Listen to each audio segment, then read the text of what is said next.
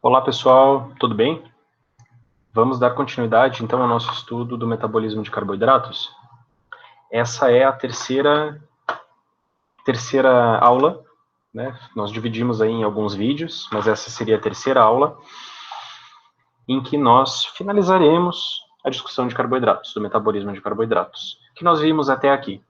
Vimos a via glicolítica, a glicólise, vimos a gliconeogênese, e depois estudamos as vias do metabolismo do glicogênio, que são as vias de despolimerização e de síntese do glicogênio, que são a glicogenólise e a glicogênese. Então, em um primeiro momento, na aula de hoje, nós abordamos os aspectos de regulação da glicólise e da gliconeogênese, já que são vias que ocorrem, né, no tecido hepático. A glicólise, uma via metabólica ativada no estado alimentado, e a gliconeogênese, uma via metabólica ativada no estado de jejum. Como eu falei para vocês nas aulas anteriores, um aspecto central, muito importante no estudo do metabolismo de carboidratos é primeiro compreender do que se trata a via metabólica.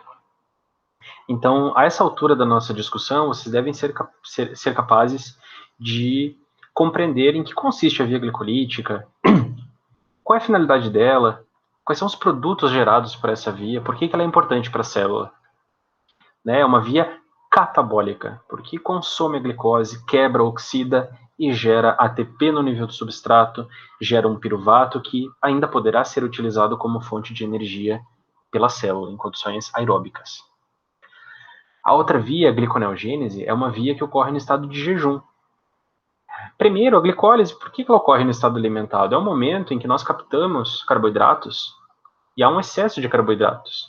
Então, mesmo o tecido hepático utiliza essa glicose como fonte de energia. O tecido hepático é muito importante para diminuir os níveis plasmáticos de glicose. Ele capta, utiliza como fonte de energia, estoca na forma de glicogênio através da via de síntese do glicogênio. Então é isso que acontece no estado alimentado.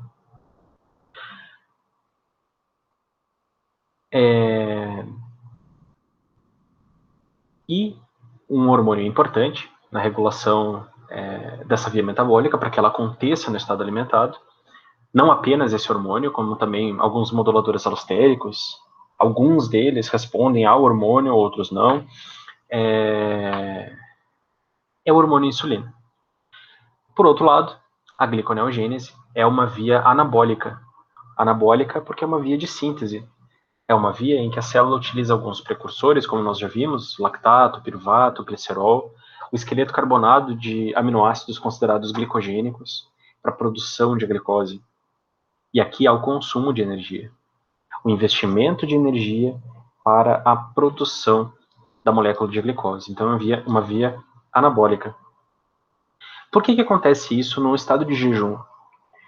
Para que a glicose, somada à glicose do glicogênio, que começa a ser despolimerizado também no estado de jejum, reponha os níveis plasmáticos e tente manter próximo dos níveis basais da normalidade no plasma sanguíneo, para que células como os eritrócitos, células do sistema nervoso central, células que precisam mais de glicose do que outras como o tecido muscular, que é adaptado para o uso de ácidos graxos, como o fígado, que dá preferência ao uso dos ácidos graxos como fonte de energia, já que a via glicolítica está inibida no estado de jejum.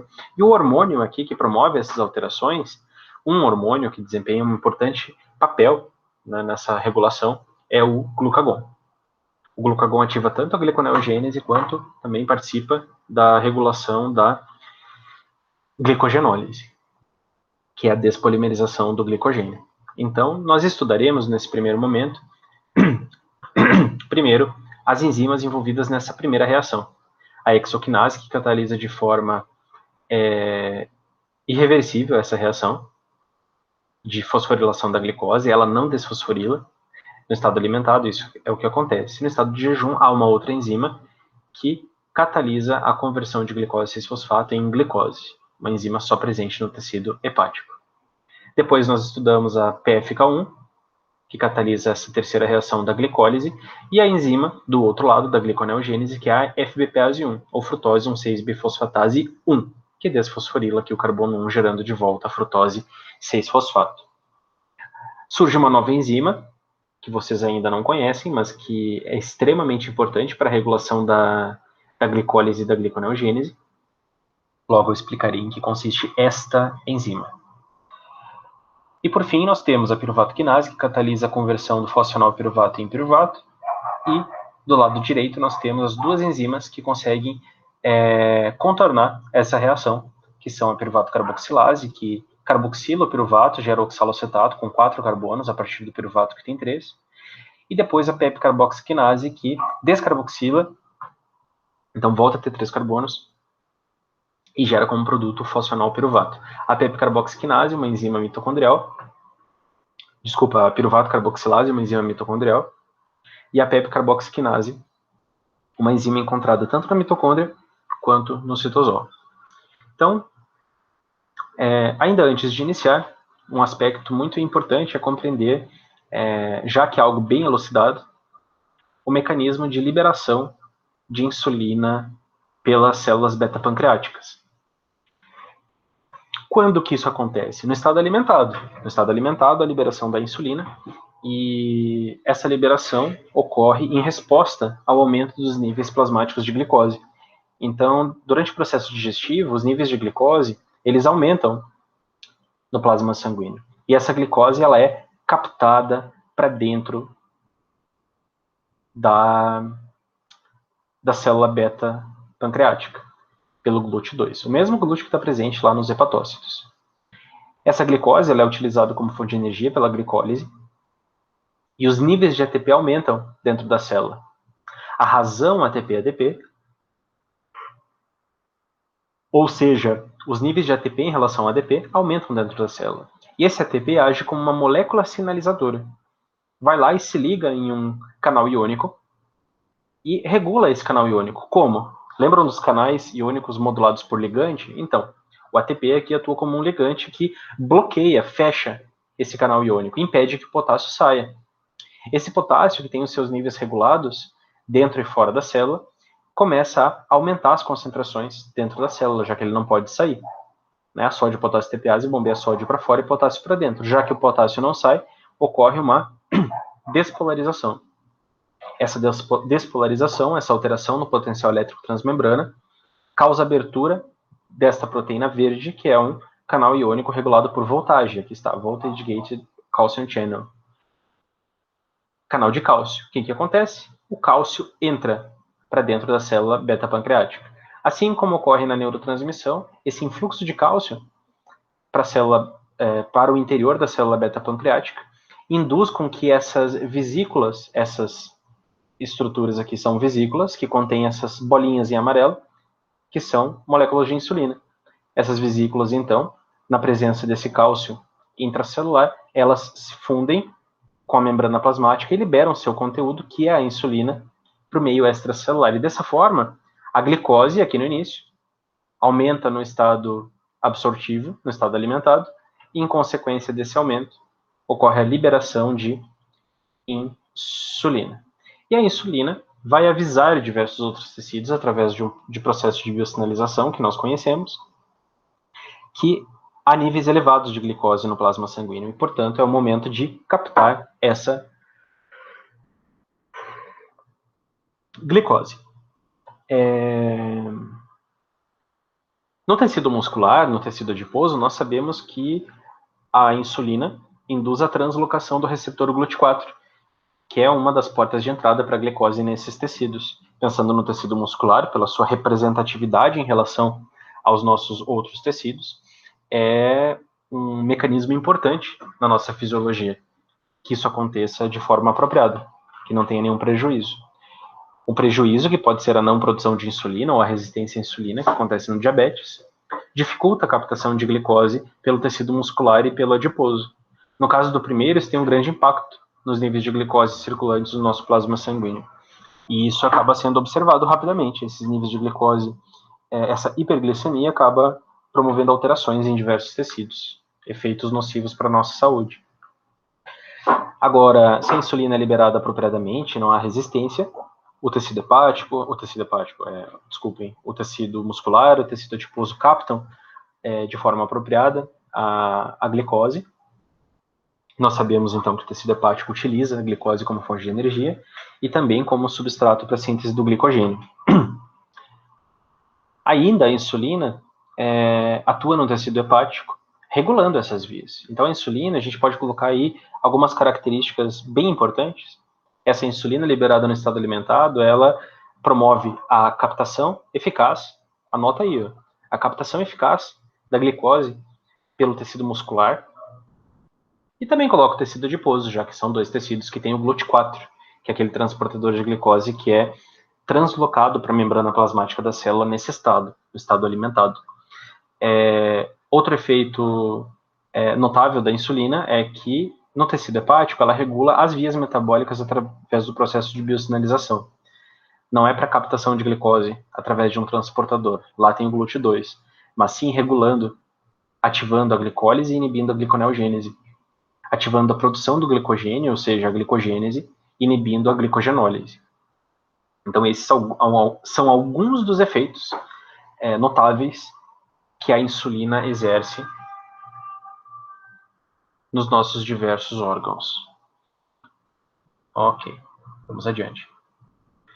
E o glucagon, a gente não tem uma imagem assim para ilustrar a liberação do glucagon, mas a liberação deste outro hormônio ocorre no estado de jejum, respondendo aos baixos níveis de glicose no plasma sanguíneo. Começando pela hexoquinase, ela é a primeira enzima da via glicolítica. E nós sabemos que a hexoquinase ela fosforila a glicose e gera glicose 6-fosfato. A hexoquinase ela tem diferentes isoformas. Não lembro se eu já havia comentado, mas aqui vocês podem ver que são 4 isoformas. Essas 3 isoformas, hexoquinase 1, 2 e 3, são isoformas presentes nos diversos tecidos.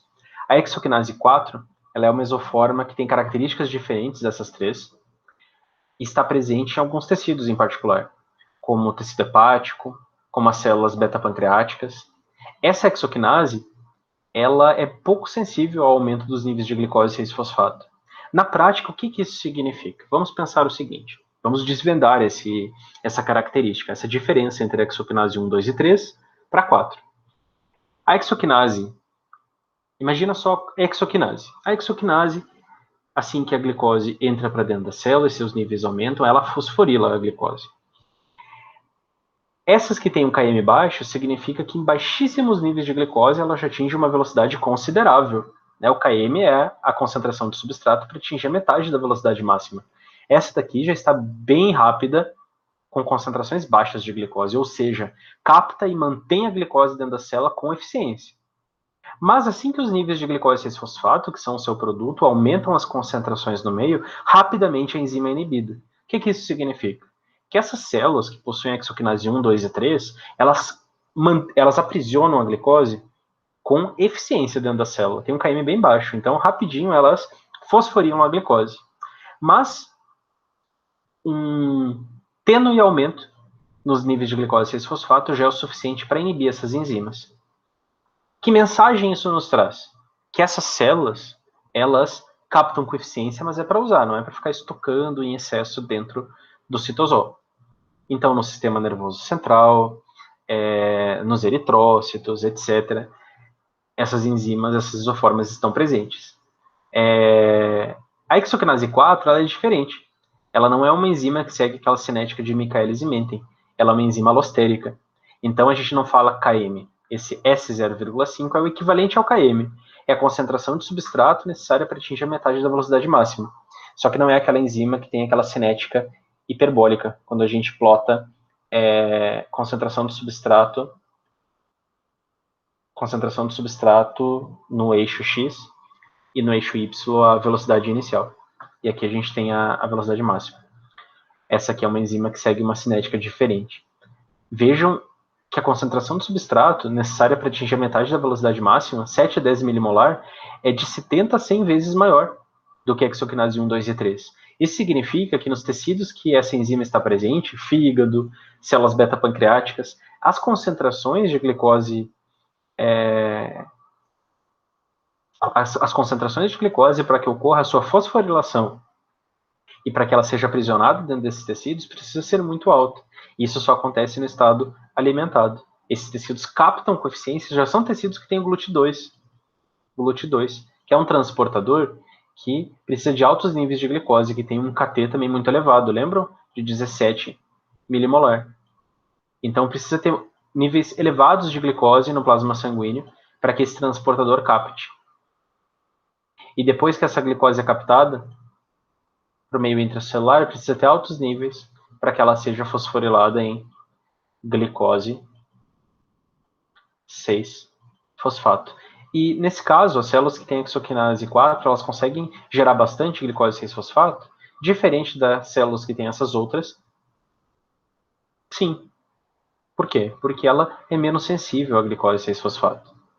Mesmo em altos níveis de glicose 6-fosfato, essa enzima continua captando, fosforilando e gerando glicose 6-fosfato no interior do tecido hepático. Vamos chamar a atenção para o tecido hepático. Para o tecido pancreático, para células beta-pancreáticas, também é interessante, porque aumenta os níveis de glicose 6-fosfato e geração de ATP e toda aquela cascatinha que a gente acabou de ver no slide anterior. Essa isoforma 4, ela recebe o nome de glicoquinase. Então, quando a gente fala em glicoquinase, nós estamos nos referindo a essa isoforma 4-dexoquinase. Isoforma presente nas células beta-pancreáticas e no tecido hepático. Tá? Vamos chamar a atenção para esses dois tecidos. Essa enzima, além da sensibilidade à glicose 6-fosfato, que é muito pequena, ela é regulada por sequestro nuclear. Ou seja, pensem que nos momentos em que a glicólise não deve acontecer, né, isso já é um norteador para nós. A gente sabe que a glicólise acontece no estado alimentado e que é inibida no estado de jejum. Então, no estado alimentado, em que os níveis de glicose aumentam dentro da célula, o que acontece? Essa glicose induz que a hexoquinase volte para o citosol. Volte para o citosol, porque aqui eu falei, ela é regulada por sequestro nuclear.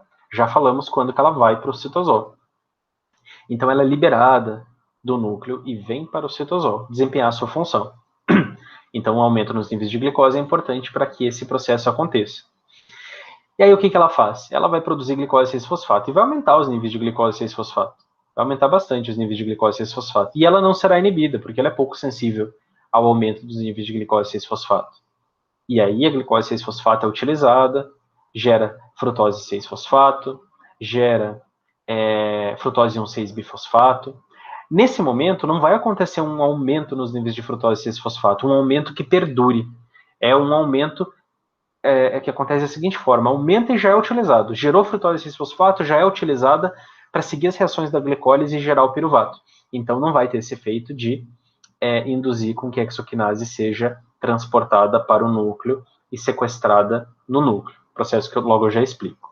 Então, no estado alimentado, o que predomina é a glicólise, descendo as reações. Entra a glicose, estimula a liberação da hexoquinase para o citosol, e ela desempenha sua função, a via glicolítica acontece. No estado de jejum, o que acontece é diferente. Aumentam os níveis de piruvato, aumentam os níveis de fosfenol piruvato, e assim por diante, até ocorrer o aumento dos níveis de frutose 6-fosfato. Frutose 1,6-bifosfato e depois frutose 6-fosfato. No jejum acontece um aumento desse metabólito. E aí, isso aumenta a afinidade da proteína reguladora pela hexoquinase. E o que acontece? A hexoquinase 4, ela se liga à proteína reguladora e fica sequestrada no núcleo, incapaz de desempenhar a sua função no citosol, que é o início da glicólise. Isso é interessante porque é um processo que acontece no jejum, e no jejum nós não queremos, não faz sentido, a glicólise ocorrer no tecido hepático. Ué, mas por que não faz sentido? O tecido hepático não precisa de energia? Precisa. Mas o tecido hepático ele é altamente adaptado para utilizar gordura como fonte de energia, ácidos graxos como fonte de energia. Além de tudo isso, a insulina, que não apareceu aqui na nossa conversa, então vejam que são efeitos regulatórios para a hexoquinase, até aqui, até esse momento, que independem da insulina, é o aumento da concentração dos próprios metabólitos que regulam essa ligação com a proteína reguladora ou não. E no caso da glicose 6-fosfato, que não possui um efeito pronunciado sobre a hexoquinase 4. Mas a insulina ela acaba tendo um efeito que é de sinalizar para a célula que a célula produza mais da enzima hexoquinase 4. Aumenta a transcrição, ou seja, a cópia da informação lá do núcleo, do DNA, na forma de RNA mensageiro, que será decodificada no citosol para a produção da proteína hexoquinase 4. Adiante, do outro lado, né, a enzima que contorna essa reação catalisada pela hexoquinase é a glicose 6-fosfatase. Bem, é uma enzima da gliconeogênese. Vamos nos perguntar, antes de mais nada, gliconeogênese é uma via que ocorre onde? No tecido hepático. Em que momento? Para que serve essa via? Para a produção de glicose. Para a produção de glicose que vai repor os níveis plasmáticos. Isso é importante no estado de jejum. No estado de jejum, qual é o hormônio? O glucagon. Então, quando diminui os níveis de glicose, precisa da gliconeogênese para a produção de glicose que vai tentar equilibrar esses níveis, né, essa glicemia plasmática. O glucagon é o hormônio que, dentre outros efeitos, promove o aumento da transcrição, o oposto do que a gente acabou de ver que a insulina promove para hexoquinase. Né? A insulina aumenta a transcrição da hexoquinase, já que insulina, estado alimentado, hexoquinase é uma enzima da glicólise. E aqui a gente tem o glucagon liberado em resposta aos baixos níveis de glicose. Isso traz como efeito o aumento da produção da glicose 6-fosfatase. Isso é importante? Por quê? Porque a glicose 6-fosfatase vai desfosforilar a glicose e vai permitir que ela saia da célula para o plasma sanguíneo para aumentar os níveis de glicose circulantes, a glicemia. Então, vejam aqui embaixo, nessa imagem, nós temos a glicose 6-fosfato, produzida pela gliconeogênese, produzida também pela glicogenólise. Aumenta os níveis de glicose 6-fosfato, ela é transportada para dentro do retículo endoplasmático. E é lá dentro do retículo endoplasmático que está a glicose 6-fosfatase. É uma enzima ancorada na membrana do retículo endoplasmático liso, com sítio catalítico voltado para o lúmen, ou seja, para o interior. O que essa enzima faz? Ela desfosforila a glicose 6-fosfato e gera glicose mais fosfato. O fosfato volta através de um transportador para o citosol e a glicose volta através de um GLUT para o citosol. Aumentando os níveis de glicose no citosol, o que acontece? Essa glicose sai através do GLUT2, que é o GLUT que nós encontramos no tecido hepático, aumenta os níveis de glicose plasmática, né, o nível plasmático de glicose, desempenhando, então, a função da gliconeogênese e ou da glicogenólise. Né? Isso pode ser um efeito tanto na produção de glicose 6-fosfato, tanto da gliconeogênese, quanto da glicogenólise. Os níveis basais de glicose 6-fosfato são pequenos, então pode entrar uma molécula de glicose 6-fosfato aqui dentro, ser desfosforilada, ser liberada do fígado. Mas isso é mais pronunciado no estado de jejum. Na gliconeogênese ocorre um aumento dos níveis de glicose 6-fosfato. E aí o que acontece? Ela entra aqui para o retículo endoplasmático, é desfosforilada para que seja liberada. Ah, mas no estado alimentado não acontece também aumento de glicose 6-fosfato? Acontece, mas assim que essa glicose 6-fosfato é formada, né, e aumenta os seus níveis, ela começa a ser utilizada pela glicólise. Então, pouca glicose 6-fosfato vai entrar, se desfosforilada e sair na forma de glicose. E mesmo que isso aconteça, os níveis de glicose também são tão altos que ela é fosforilada pela hexoquinase, que no estado alimentado está ativa. Então, esse caminho para liberação de glicose, ele acaba predominando no estado de jejum. No estado alimentado, o que predomina não é isso. Pode até acontecer, porque a enzima está aqui dentro, está ativa. Mas o que predomina no estado alimentado não é isso daqui. É a reação da hexoquinase e a sequência das reações da glicólise. O que predomina no estado de jejum é esta reação da glicose 6-fosfatase, quando ela é produzida pela gliconeogênese e quando a glicose 6-fosfato é produzida pela glicogenólise. Aqui uma mesma imagem, essa imagem é do Lehninger, Essa imagem anterior, eu não lembro de qual livro que eu tirei, eu tenho que dar uma pesquisada, até esses dias eu tentei e não encontrei. Porque falava do GLUT7, ó, no Leninger ele não aponta qual é o transportador, tá bom? Mas eu deixei as duas imagens aí. Capítulo 15 do Leninger. É o capítulo que fala dessas vias do metabolismo de carboidratos, da regulação, parte da regulação. Então, se vocês quiserem dar uma olhada. Adiante.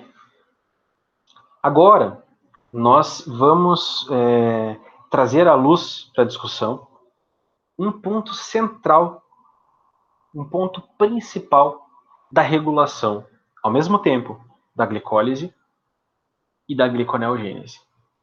E é um ponto que demanda uma atenção muito grande. É muito interessante, é muito importante para a regulação dessas duas vias e tem uma série de elementos. Então, vamos prestar bastante atenção, assistir de novo se for preciso, para que vocês compreendam com profundidade a regulação dessas duas enzimas. Aqui nós temos duas enzimas. A PFK1, que é uma enzima que participa da via da glicólise. E aqui nós temos a FBPase1, que vocês sabem que é uma enzima da gliconeogênese, que contorna a reação catalisada pela PFK1 e vice-versa. Primeiramente, nós vamos falar da PFK1. A PFK1, como nós já vimos, ela compromete a frutose 1,6-bifosfato com a via glicolítica, porque ela não é utilizada para outras vias metabólicas. Então, a partir do momento que a frutose 6-fosfato é convertida em frutose 1,6, segue para a glicólise, descendo naquela série de reações. A glicólise é importante para gerar energia. Então, o excesso de ATP é um sinal para a célula de que, olha, para que consumir mais nutriente, já que tem tanto ATP, espera um pouquinho, quando os níveis de ATP diminuírem, aí sim, continua executando essa via metabólica, a glicólise. Quando diminui os níveis de ATP, não tem essa inibição. Quando diminuem os níveis de ATP, aumentam os níveis dos produtos da sua degradação, ADP e AMP. O aumento dos níveis de ADP e AMP mostram para a célula que tem pouco ATP. Ou seja, a glicólise precisa ser ativada para produzir ATP para as necessidades celulares. A frutose 2,6-bifosfato, o citrato depois a gente fala, não vamos chamar tanta atenção aqui ao citrato. Ou vamos falar agora mesmo citrato, mas não, eu quero chamar mais atenção a esse daqui, tá? Que é o principal. O citrato, ele é o primeiro produto do ciclo do ácido cítrico. Ciclo do ácido cítrico, ou ciclo de Krebs. Se os níveis de citrato estão aumentados no citosol, isso significa que a célula tem bastante energia.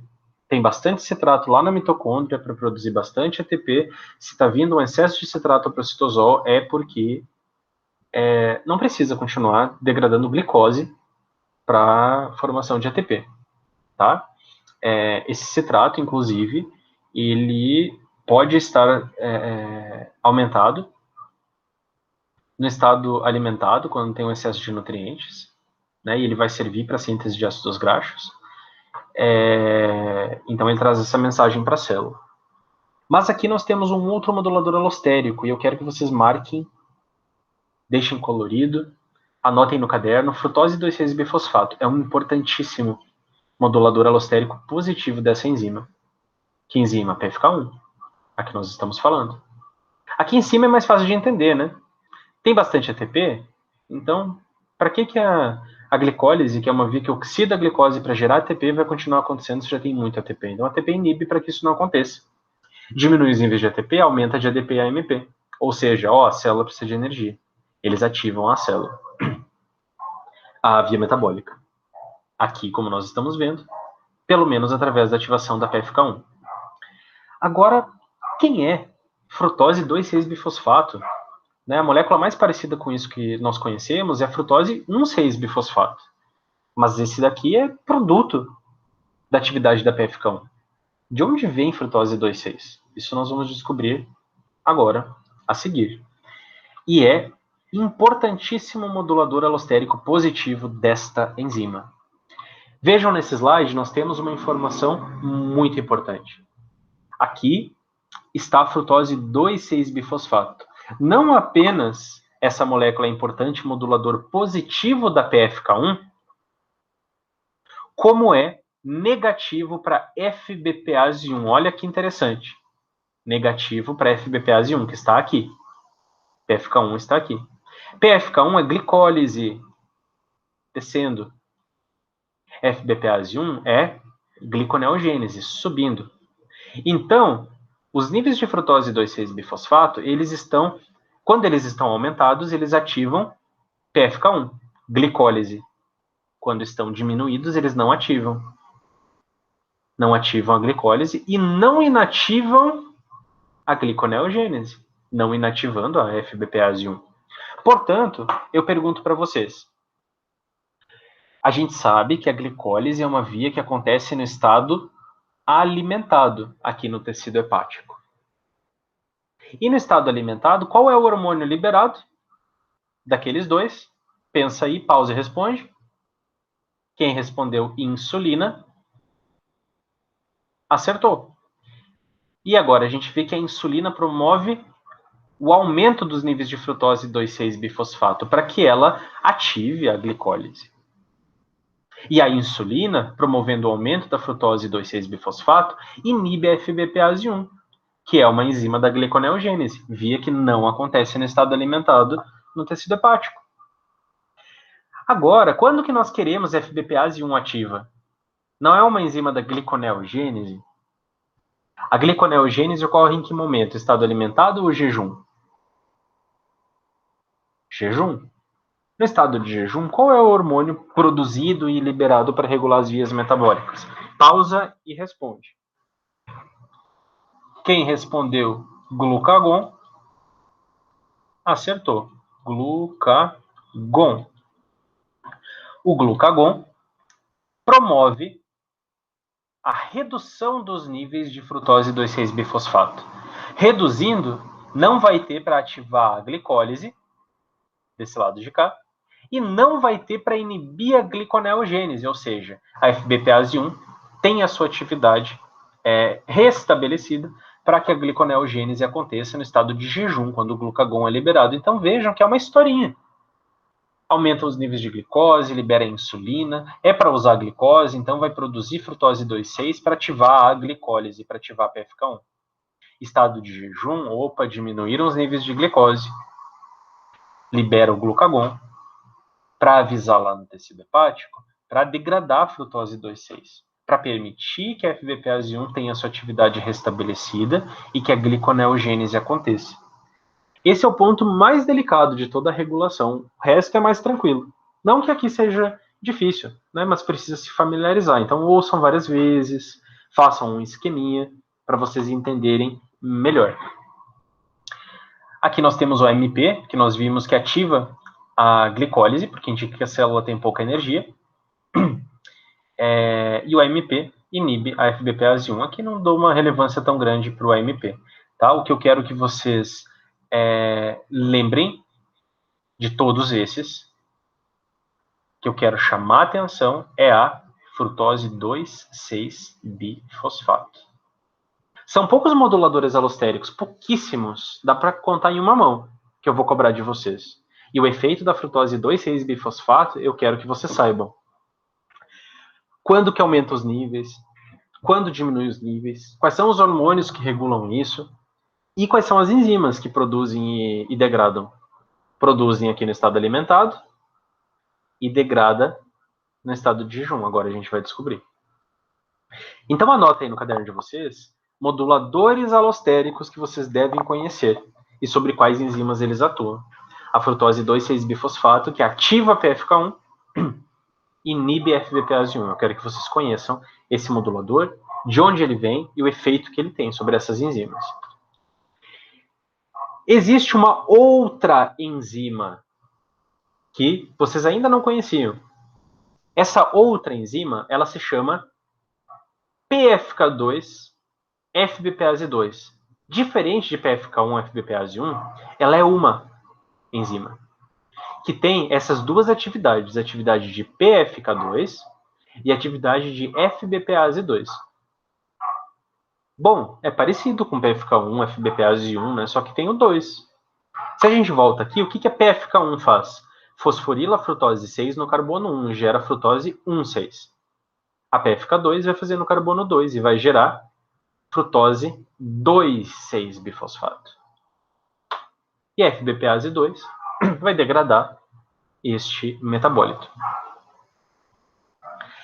A insulina, estado alimentado, deve promover o aumento dos níveis de frutose 2,6-bifosfato, certo?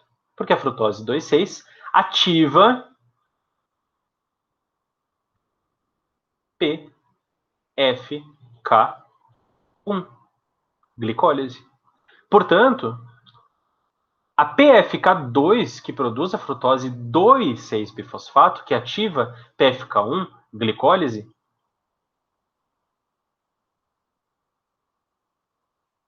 é ativada no estado alimentado pela insulina. A insulina ativa uma fosfatase, chamada fosfoproteína fosfatase 1, que desfosforila a PFK, essa enzima bifuncional. Desfosforila, é uma fosfatase. No estado de jejum, o glucagon ativa a PKA. A PKA fosforila essa enzima bifuncional, inibindo PFK2 e ativando a subunidade FBPase 2. Jejum, glucagon, diminui os níveis de frutose 2,6, deixa de inibir FBPase 1. Isso aqui acontece quando tem frutose 2,6. Quando o glucagon ativa PKA e fosforila essa enzima bifuncional, FBPase 2 se torna ativo e PFK2 se torna inativo. Portanto, os níveis de frutose 2,6 diminuem, não ativa PFK1 e não inativa FBPase 1. Portanto, FBPase 1 tem a sua atividade aumentada. FBPase 1 é da gliconeogênese, faz sentido. Glucagon estado de jejum, gliconeogênese para repor os níveis plasmáticos de glicose.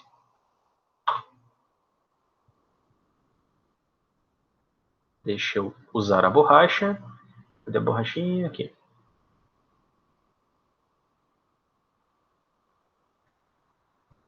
Aqui vocês têm uma imagem bem mais organizada que mostra tudo isso, tá? É que como eu não posso digitar, eu tenho que ir escrevendo com o mouse, então fica feio. Mas vocês têm a imagem aqui que esclarece tudo isso. Então, insulina e estado alimentado. O que nós queremos lá no final? Glicólise. Como que isso vai acontecer? A insulina ativa a fosfoproteína fosfatase, que desfosforila a enzima bifuncional aqui embaixo que estava fosforilada. Quando estava fosforilada, a subunidade FBPase 2 ativa, PFK2 inativa. Desfosforilando vai inverter isso. Vai tornar PFK2 ativo. Ah, preciso decorar? Não, não precisa. Sabendo que frutose 2,6 é importante para a glicólise, ó, insulina, glicólise. Precisa de frutose 2,6. Quem é que produz? PFK2. Pronto. É a subunidade que tem que estar ativa. A outra deve estar inativa. Estado de jejum, glucagon. Glucagon é para ativar que via gliconeogênese. Então a gente precisa diminuir os níveis de frutose 2,6. Quem faz isso? FBPase 2. Portanto, glucagon PKA, que é essa daqui, proteína quinase dependente de AMP cíclico, PKA. PKA fosforila essa enzima bifuncional, já que é jejum, precisa ativar FBPase 2. Então a fosforilação pela PKA ativa FBPase 2, para diminuir os níveis de frutose 2,6. Então, se você sabe o efeito da frutose 2,6, aqui não tem mistério nenhum. Você sabe que a insulina vai promover a ativação da PFK2 para produzir frutose 2,6 e o glucagon vai ativar a fosfatase, a FBPase 2, que vai degradar a frutose 2,6. E por fim, na glicólise, nós temos a piruvato quinase. A piruvato quinase, ela responde de forma diferente no músculo e no fígado, tá? Ela é uma enzima alostérica no músculo, no fígado, ela responde de forma alostérica, como vocês podem ver aqui à direita, em todos os tecidos glicolíticos, incluindo o fígado. O que nós temos aqui? Chamar atenção. Eu vou chamar atenção aos ácidos graxos de cadeia longa. Quando que nós temos um aumento nos níveis de ácidos graxos de cadeia longa? No estado de jejum. No estado de jejum, o músculo, o fígado, utilizam com eficiência os ácidos graxos de cadeia longa como fonte de energia, que são os estocados em maior quantidade no tecido adiposo. Então, eles chegam para prover energia para essas células. Então, inibe a glicólise nesses tecidos. Principalmente tecido hepático. E aí o tecido hepático passa a utilizar ácidos graxos como fonte de energia. E o que predomina não é a glicólise, é a gliconeogênese. E essa enzima é uma enzima da glicólise.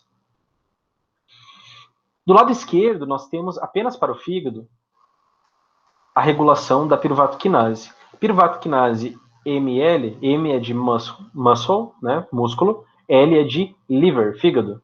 Então, aqui é de músculo e fígado, é regulada dessa forma.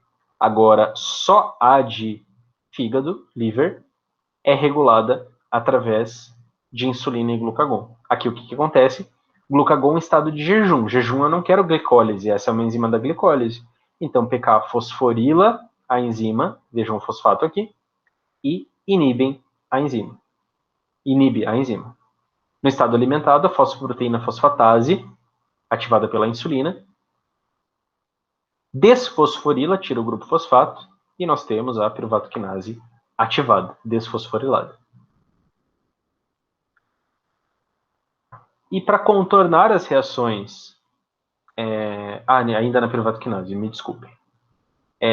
A regulação, então, da glicólise no tecido adiposo, no tecido muscular, desculpem, do tecido hepático é diferente.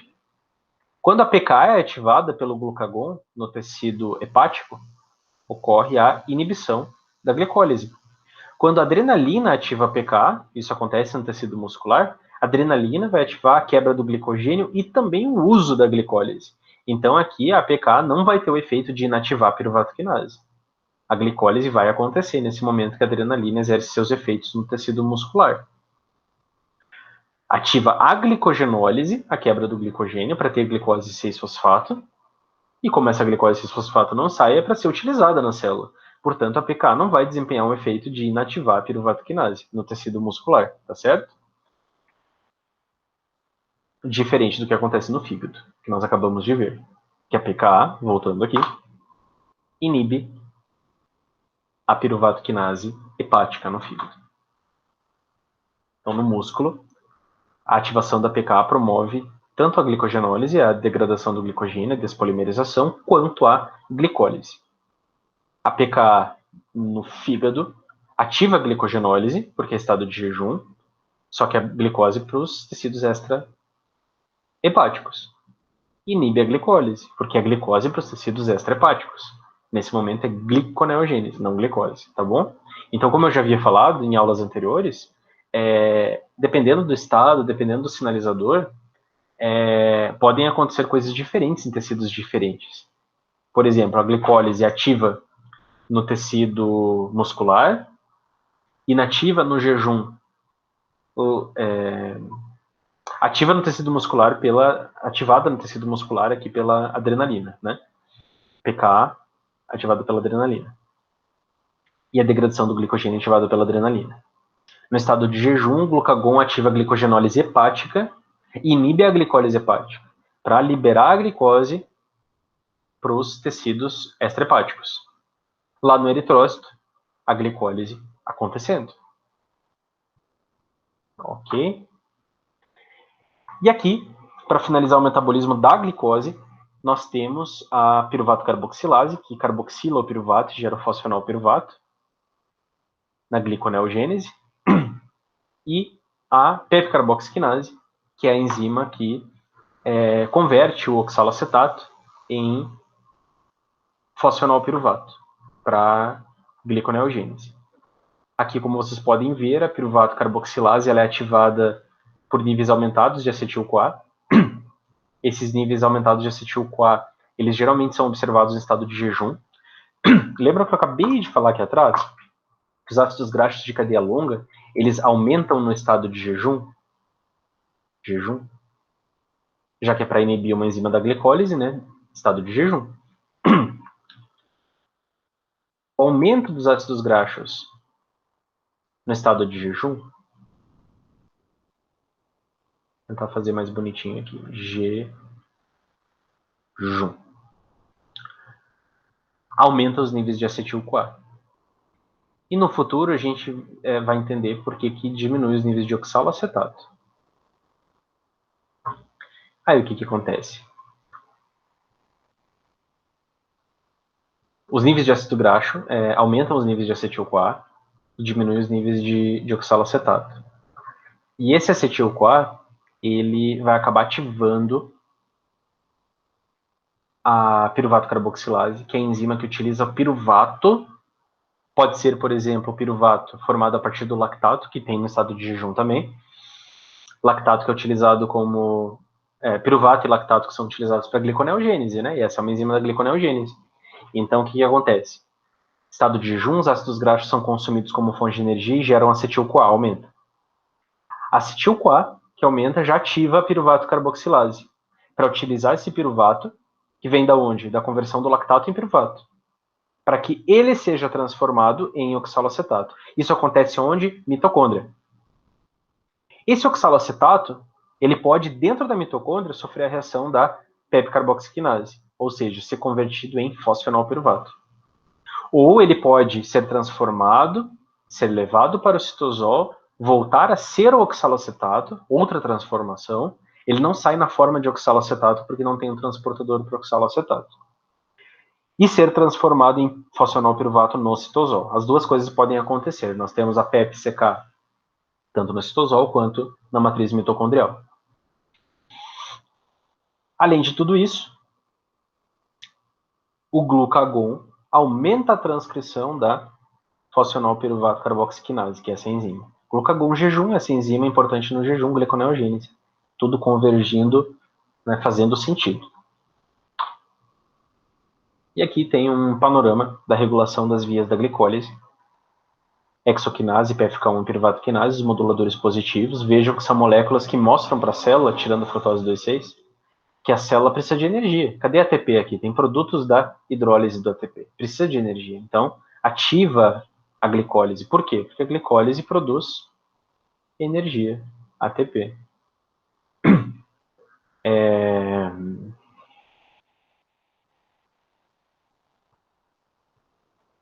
Aqui nós temos moduladores negativos, ATP, NAD, são moléculas que mostram que a célula tem bastante energia.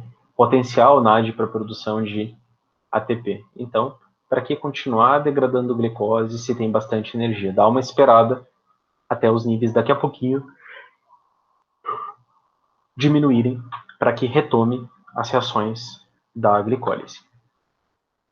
E por fim, pessoal, nós temos a regulação coordenada de glicogenólise e glicogênese, ou seja, a despolimerização do glicogênio e a produção do glicogênio. Eu queria um slide em branco aqui. Deixa eu ver uma coisa.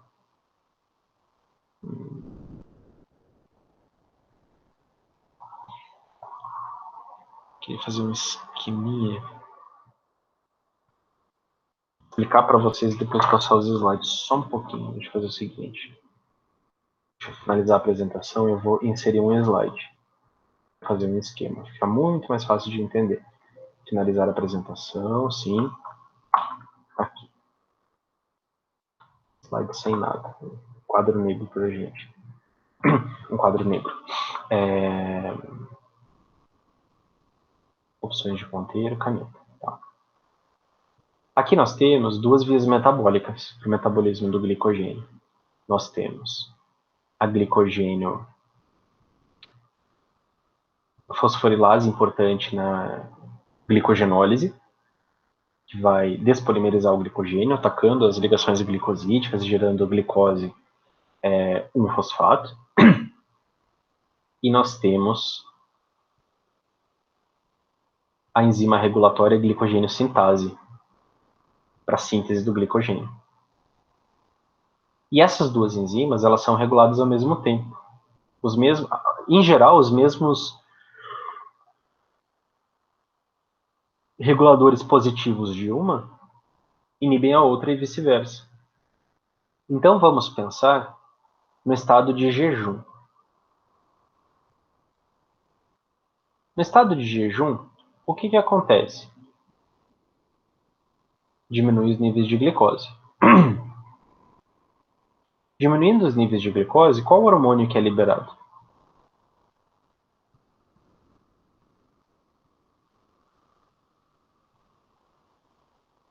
Glucagon. A gente sabe que o glucagon, na cascata do receptor acoplado à proteína G,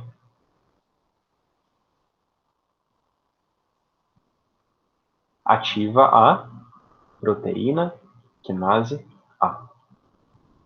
A proteína quinase A, ela fosforila tanto a glicogênio fosforilase quanto a sintase. E vocês vão me responder. Qual enzima nós precisamos ativar? Aqui a gente está falando do glucagon, então o efeito no tecido hepático.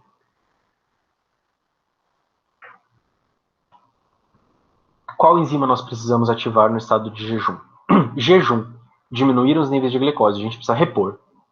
Qual enzima que vai permitir repor? A enzima que vai usar a glicose para armazenar ou a enzima glicogênio fosforilase que vai despolimerizar para liberar a glicose? Essa daqui. Então a PK fosforila e ativa a glicogênio fosforilase. Então se ativa essa, inibe essa. Esse é o sinal que inibe, tá? Esse é o sinal que ativa. Aqui é simplificado, na verdade tem mais de um passo. A linha pontilhada. Mas serve para que vocês entendam o cerne da nossa discussão. Depois vocês vão ver quem é a outra enzima, que é pontilhado, então. Por outro lado, no estado alimentado, o que nós temos? Um aumento dos níveis de glicose. Com o aumento dos níveis de glicose, ocorre a liberação do hormônio insulina.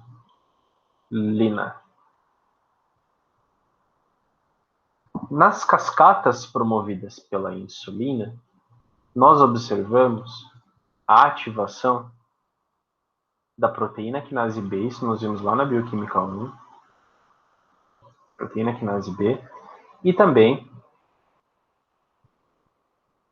a ativação da cascata das MAP-quinases. E na cascata das MAP-quinases ocorre, isso a gente não viu na bioquímica 1, mas aparece agora, a ativação de fosfoproteínas fosfatases, principalmente a fosfoproteína fosfatase 1. A fosfoproteína fosfatase 1, ela desfosforila. Olha, essas no jejum são fosforiladas pela PK e no estado alimentado são desfosforiladas. Então, se a fosforilação da glicogênio fosforilase ativa ela aqui desse lado, no lado direito, a desfosforilação inativa. Se a fosforilação da glicogênio sintase inibe, a desfosforilação ativa. Estado alimentado, eu quero ativa a glicogênio sintase para produzir glicogênio. Eu não quero glicogênio fosforilase ativa no estado alimentado, aqui em cima, alimentado. Por quê? Porque é um momento que tem bastante glicose. Para que desmanchar o glicogênio? Não faz sentido. Tá? Então, tudo isso que a gente viu da regulação são coisas que fazem sentido. Que vocês já deveriam saber que acontece antes de vermos em nível molecular como que, através dessas cascatas, as vias são reguladas. Como eu falei para vocês têm que conhecer a via e saber, acontece nesse momento, faz sentido que aconteça no estado alimentado ou no estado de jejum, para só depois analisar a regulação, que vai permitir que isso que vocês já sabem efetivamente aconteça. E a PKB, que efeito ela tem? A proteína quinase B, ela ativa uma enzima chamada GSK. Opa, o que é isso? Deixa eu ver se eu consigo voltar com Ctrl Z. Não, tem que apagar. Ai, ai. Ponteiro, borracha. Tá. Ponteiro, caneta. GSK3. GSK3 significa glicogênio sintase quinase 3. 3 é o mesofórmio, essa é a principal. Glicogênio sintase quinase. O que uma quinase faz? Pausa e responde. Fosforila. Fosforila quem? Glicogênio sintase quinase. Olha só, a fosforilação por PK é inativa. Nesse caso aqui, coincidentemente, também inativa. Só que vejamos desde o início. Glicose aumenta, ativa a insulina. Ativa PKB. Opa, aqui tem uma correção para fazer, desculpe. Borracha. Aqui, pronto. Caneta. A PKB inibe a GSK3. Impede que ela iniba a glicogênio sintase. Aqui dá um pouquinho de trabalho no início, tá? Geralmente, para os alunos. Porque a insulina ativa a PKB que inibe a GSK3. Então, ela não vai desempenhar o seu efeito. Qual é o seu efeito? Inibir glicogênio sintase. Faz sentido que isso aconteça? Faz, a gente não quer a glicogênio sintase inibida no estado alimentado que tem insulina que está ativando a PKB. Por que aqui eu falei para vocês? Vale comentar. PKA fosforila, GSK3 fosforila. Ué, mas se fosforila sempre tem que inativar? Então, pessoal, na biosinalização, a gente viu de uma forma mais simplificada e a gente não vai aprofundar muito não, só vou fazer esse comentário para vocês. Sempre que a PKA fosforila a glicogênio sintase, inativa. Por quê? Porque ela fosforila lá num sítio específico, num resíduo de serina, treonina, número alguma coisa, tá? Não sei de cabeça qual é o resíduo, mas é um resíduo que vai ser sempre o mesmo, que vai ser fosforilado pela PKA, e aqui no caso desfosforilado pela fosfoproteína fosfatase 1. Entretanto, outros resíduos de aminoácido, até mesmo de serina, treonina, ou se for uma tirosina quinase, um resíduo de tirosina, podem ser fosforilados. E esses outros, quando são fosforilados, promovem outro tipo de alteração. Nesse caso, coincidiu, que bom. GSK3 fosforila e também inibe, mas poderia ativar. Então, assim, tenham isso em mente, tá? Não é algo, assim, que eu vou aprofundar com vocês, mas é só um comentário, já que eu falei que, olha, coincidiu que inibe, porque não está fosforilando o mesmo sítio que a PKA fosforila. Mas aqui vai dar certo, tá? Tudo vai coincidir. Fosforilou aqui, inativou. Fosforilou aqui pela GSK3, inativou também. Então agora fica mais fácil, depois desse esqueminha aqui que eu coloquei para vocês, fica mais fácil de entender o que vem para frente. Agora só repete a informação. O que nós temos aqui? A glicogênio fosforilase, como que ela é regulada? Aqui à direita, hepatócito. Hepatócito é glucagon. À esquerda, miócito. Miócito é adrenalina. Esses ligantes de receptor acoplado à proteína G, nos tecidos em que eles estão presentes, ativam a proteína G acoplada a GS. A gente sabe que nesse caso produz AMP cíclico, que ativa a PKA. Ativando a PKA fosforila o seu alvo. Aqui atrás eu simplifiquei. Eu botei 3 pontinhos, ou seja, tem alguém aqui no meio do caminho. Quem é esse alguém? Se chama fosforilase quinase, ou seja, é uma outra quinase que está no meio do caminho, que precisa ser fosforilada pela PKA, para então, vejam aqui embaixo, fosforilar e ativar a glicogênio fosforilase. Aqui nós temos a glicogênio fosforilase ativada. E aqui nós temos ela, glicogênio fosforilase B, inativa.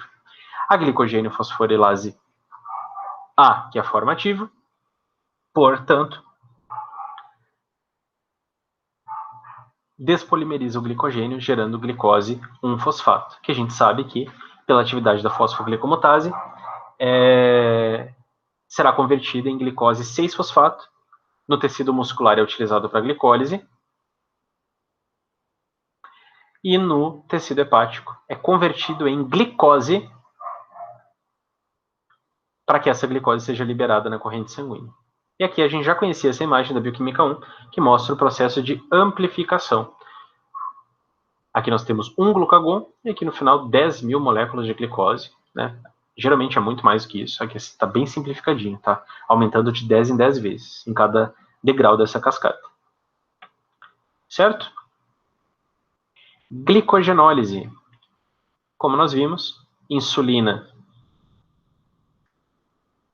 inibe a glicogenólise, já que é uma via que degrada o estoque de glicose, e agora tem insulina, porque tem bastante glicose, então é hora de guardar glicose na forma de glicogênio, desculpem. Se saiu alguma coisa estranha aí no vídeo, pessoal, vocês podem me perguntar, por favor, tá? porque às vezes eu tô aqui gravando, às vezes passa alguma coisa, tá? Então, assim, se sou estranho, me pergunta, às vezes eu faço a correção, tá? Não tem problema nenhum. Como se a gente estivesse em aula. Só que aqui não tem como porque eu tô gravando, né? Mas me perguntem, se tiver algum equívoco, eu publico lá uma correção, tá? Não tem problema nenhum, não. Ainda mais nomes parecidos aí, né? Glicogênio, esse é o glucagon, às vezes acontece. Enfim, então, estado alimentado, glicose ativa fosfoproteína fosfatase. Não quero glicogenólise, tem bastante glicose para armazenar. Então, a fosfoproteína fosfatase vai causar a inibição da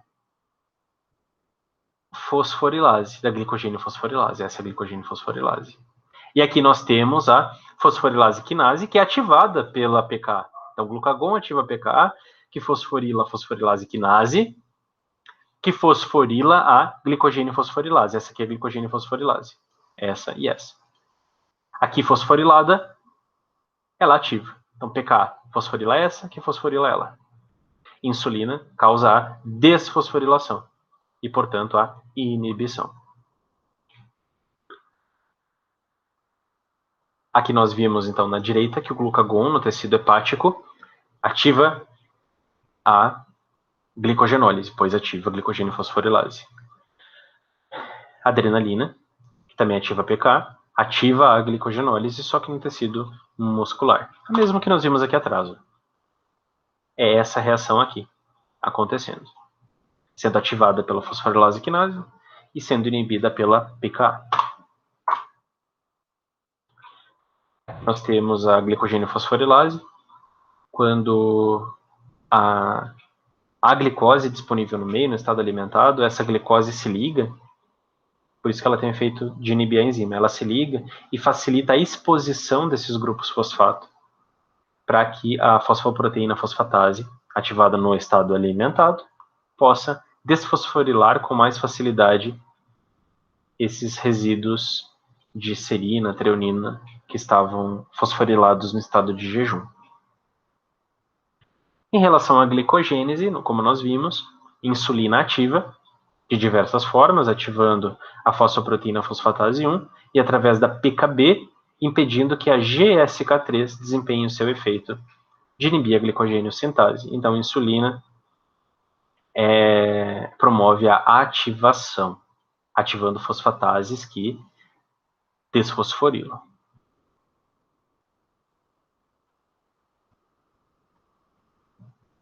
Por que a insulina está aqui em cima? Porque ela está inibindo a GSK3. Então, impede que a GSK3 faça isso, catalise a reação neste sentido, de inativar a glicogênio sintase. Aqui nós temos a cascata, que nós estudamos na bioquímica 1, receptor de insulina, que é o receptor tirosina quinase. Esse receptor, ele ativa o substrato do receptor de insulina, que é o IRS1, e na cascata, não vou rever toda a cascata, tá? Aqui está a ativação da PKB. E a PKB fosforila a GSK3, tornando ela inativa, portanto, impedindo que ela faça isso daqui, ó, fosforile a glicogênio sintase e iniba ela. Então, permanece a glicogênio sintase ativa nesse momento, no estado alimentado. Ainda, se havia alguma glicogênio sintase inibida, a fosfoproteína fosfatase, também ativada pela insulina, desfosforila e ativa a glicogênio sintase. Quer ver aqui, ó? Aqui, ó. Opa! Fosfoproteína fosfatase.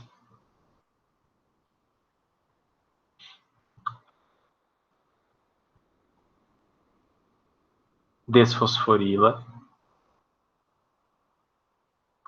Aqui, cadê? Ah, eu não coloquei aqui a relação, né? Glicogênio sintase, tá certo aqui? Tá certinho. Eu voltei. Desculpa, agora eu vou ter que... O que eu tô colocando aqui? A fosfoproteína fosfatase sobre a glicogênio sintase, né? Tá desfosforilando e ativando. Volta aqui.